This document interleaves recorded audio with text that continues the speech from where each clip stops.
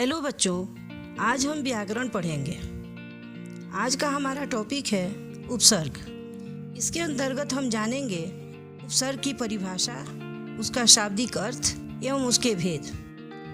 तो आइए बच्चों, सबसे पहले जानते हैं उपसर्ग की परिभाषा, यानी उपसर्ग किसे कहते हैं। वे शब्दांश जो शब्दों के आरंभ में जुड़कर उनके अर्थ में परिवर्तन अथवा विशेषता ला देते हैं, उन्हें उपसर्ग कहते हैं। उपसर्ग शब्द उप तथा सर्ग से मिलकर बना है। उप का अर्थ है पास और सर्ग का अर्थ है सृष्टि, यानी उपसर्ग शब्द का अर्थ है पास आकर नया शब्द बनाना। उपसर्ग लगने के बाद शब्द का अर्थ बदल जाता है। जैसे अधन भाव मिलकर अभाव का निर्माण करते हैं। उपसर्ग को समझने के लिए हम इस गद्यांश को पढ़ते हैं। दादाजी बच्चों को बताते हुए कहते हैं कि हमें अपने से बड़ों का अपमान नहीं मान करना चाहिए, दूसरों के अवगुणों को नहीं गुणों को अपनाना चाहिए। हमें काम के प्रति लापरवाह नहीं होना चाहिए। हमें खुशमिजाज व निडर होना चाहिए ताकि जिंदगी के हर पल को बखूबी निभा सके।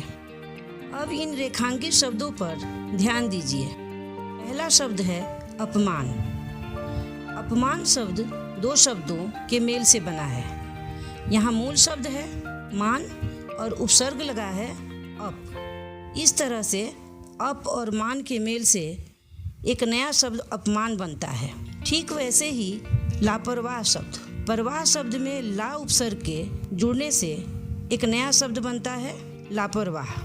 उसी प्रकार नी उपसर्ग डर शब्द के साथ जुड़कर एक नया शब्द निडर का निर्माण करता है। अ उपसर्ग गुण के साथ जुड़कर अवगुण का, खुश उपसर्ग मिजाज शब्द के साथ जुड़कर खुश मिजाज और ब उपसर्ग खूबी शब्द के साथ जुड़कर बखूबी शब्द का निर्माण करता है। इन शब्दों का निर्माण उनके आरंभ में शब्दांशों का प्रयोग करके हुआ है। शब्दांश के जुड़ने पर मूल शब्द के अर्थ में परिवर्तन आ जाता है। बच्चों, अब हम उपसर्ग के भेदों को देखते हैं। उपसर्ग 5 प्रकार के होते हैं। पहला संस्कृत के उपसर्ग, दूसरा हिंदी के उपसर्ग, तीसरा अरबी फारसी के उपसर्ग, चौथा संस्कृत के अव्यय और पांचवा है अंग्रेजी के उपसर्ग। अब आइए इन उपसर्गों को विस्तार से समझते हैं। पहला है संस्कृत के उपसर्ग। संस्कृत में कुल 22 उपसर्ग होते हैं, लेकिन निस, नीर और दुस, दूर का अर्थ एक ही होता है। यानी निस, नीर एक अर्थ देता है और दुस, दूर एक अर्थ देता है। इसलिए कहीं कहीं संस्कृत के 20 उपसर्ग माने जाते हैं। अब हम इन उपसर्गों को उनके अर्थ और उदाहरण के साथ देखेंगे। पहला उपसर्ग है प्र, जिसका अर्थ होता है विशेष या अधिक। उदाहरण है प्रबल, प्रगति, प्रख्यात और प्रभाव। दूसरा उपसर्ग परा, अर्थ है विपरीत। उदाहरण परामर्श, पराधीन, पराक्रम और पराजय। तीसरा उपसर्ग अप, जिसका अर्थ है विपरीत। उदाहरण है अपमान, अपयश, अपकार और अपशब्द। चौथा उपसर्ग सम, अर्थ है समान या सुंदर। उदाहरण संवाद, संपत्ति, संभव और सम्मान। पांचवा उपसर्ग अनु, अर्थ है पीछे। उदाहरण अनुशासन, अनुरोध, अनुभव और अनुकूल। छठा उपसर्ग है औ, जिसका अर्थ है बुरा। उदाहरण है अवसर, अवमानना, अवतार और अवगुण। सातवां उपसर्ग निस, अर्थ रहित या विपरीत। उदाहरण निश्चय, निश्चल, निसंदेह और निष्फल। आठवां उपसर्ग निर, अर्थ है रहित या विपरीत। उदाहरण निर्मल, निर्भय, निर्जन इत्यादि। नवां उपसर्ग है दुस, जिसका अर्थ है बुरा या कठिन। उदाहरण है दुष्कर्म, दुस्साहस, दुष्कृत्य, दुशासन। 10वां उपसर्ग दुर, अर्थ बुरा या कठिन। उदाहरण दुर्घटना, दुर्गम, दुर्बल और दुर्गुण। 11वां उपसर्ग वि, अर्थ है विशेष। उदाहरण विदेश, विज्ञान, विजय और विभाग। 12वां उपसर्ग आ, अर्थ है तक। उदाहरण आजन, आमरण, आरक्षण और आवास। 13वां उपसर्ग है नी, जिसका अर्थ है नीचे।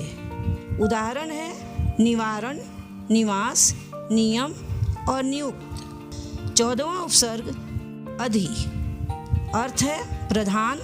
उदाहरण है अध्यात्म, अधिकार, अध्ययन और अधीक्षक।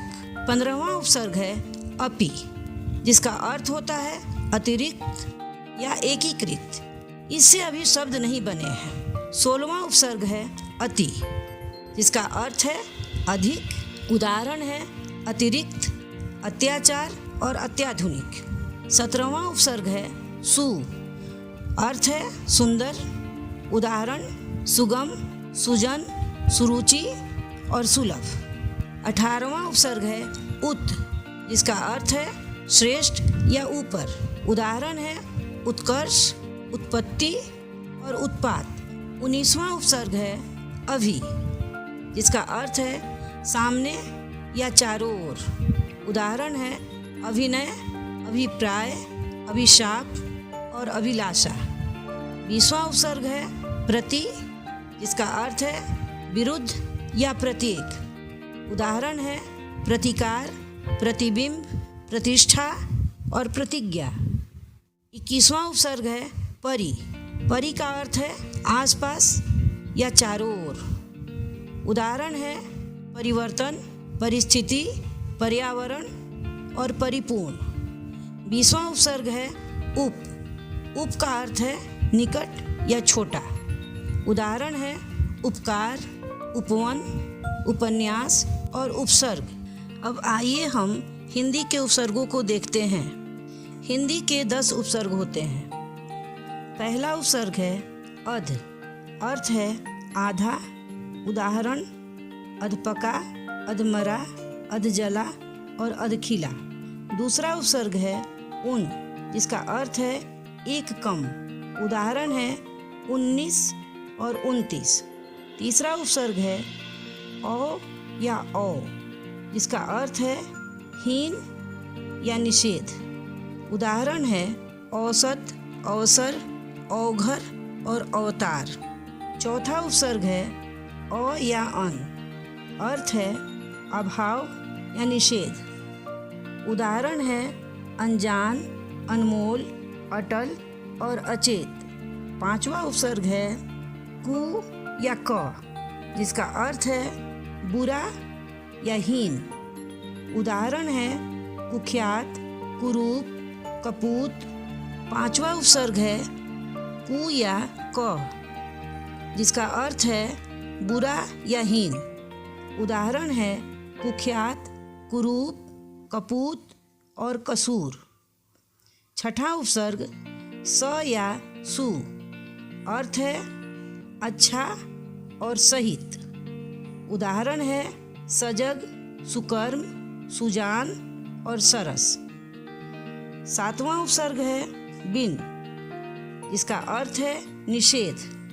उदाहरण है बिन ब्याहा, बिन देखा, बिन बादल और बिन कहे। आठवां उपसर्ग है भर, जिसका अर्थ है पूरा। उदाहरण भरपेट, भरपूर, भरमार और भरसक। नवां उपसर्ग है दु, अर्थ है बुरा या विशेष। उदाहरण है दुर्जन, दुर्बल, दुलारी और दुबला। 10वां उपसर्ग है नी, जिसका अर्थ है हीन या अभाव। उदाहरण है निडर, निरोग, निहाल और निपट। अब आगे हम अरबी और फारसी के उपसर्ग को देखेंगे। पहला उपसर्ग है खुश, जिसका अर्थ है अच्छा। उदाहरण है खुशहाल और खुशबू। दूसरा उपसर्ग है ना, जिसका अर्थ है नहीं। उदाहरण है नाखुश और नासमझ। तीसरा उपसर्ग है गैर, जिसका अर्थ है भिन्न या नहीं। उदाहरण है गैर हाजिर और गैर कानूनी। चौथा उपसर्ग है कम, जिसका अर्थ है न्यून। उदाहरण है कमबख्त और कमज़ोर। पांचवा उपसर्ग है ला, जिसका अर्थ है बिना। उदाहरण है लाइलाज और लापरवाह। छठा उपसर्ग है बा, जिसका अर्थ है साथ। उदाहरण है बाकायदा और बाइज्जत। सातवां उपसर्ग है बे, जिसका अर्थ है रहित। उदाहरण है बेशक और बेशर्म। आठवां उपसर्ग है हम, अर्थ है समान और उदाहरण है हमसफ़र और हम उम्र। यहाँ कुछ संस्कृत के अव्यय हैं जिसका उपयोग हिंदी में उपसर्ग की भांति किया जाता है। पहला है अंत या अंतर, जिसका अर्थ है भीतर। उदाहरण है अंतरंग या अंतर्राष्ट्रीय। दूसरा है अधः, जिसका अर्थ है नीचे। उदाहरण है अधोगति और अधोलिखित। तीसरा स्व, जिसका अर्थ है अपना। उदाहरण है स्वकथन और स्वधर्म। चौथा उपसर्ग है पुनर्, जिसका अर्थ है फिर। उदाहरण है पुनरागमन और पुनरावृत्ति। पांचवा है सत्य, जिसका अर्थ है सच्चा। उदाहरण है सद्गुण और सत्कर्म। छठा शब्द है सह, जिसका अर्थ है साथ। उदाहरण है सहकारी और सहचर।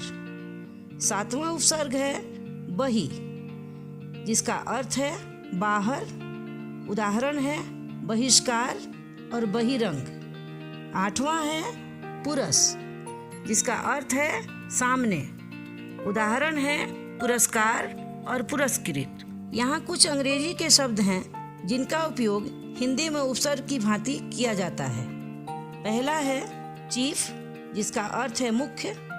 उदाहरण है चीफ मिनिस्टर और चीफ कमिश्नर। दूसरा है डिप्टी, जिसका अर्थ है सहायक। उदाहरण है असिस्टेंट मैनेजर और असिस्टेंट टीचर। तीसरा शब्द है जनरल, जिसका अर्थ है प्रधान। उदाहरण है जनरल सेक्रेटरी और जनरल मैनेजर। चौथा है सब, जिसका अर्थ है अधीन। उदाहरण है सब इंस्पेक्टर और सब जज।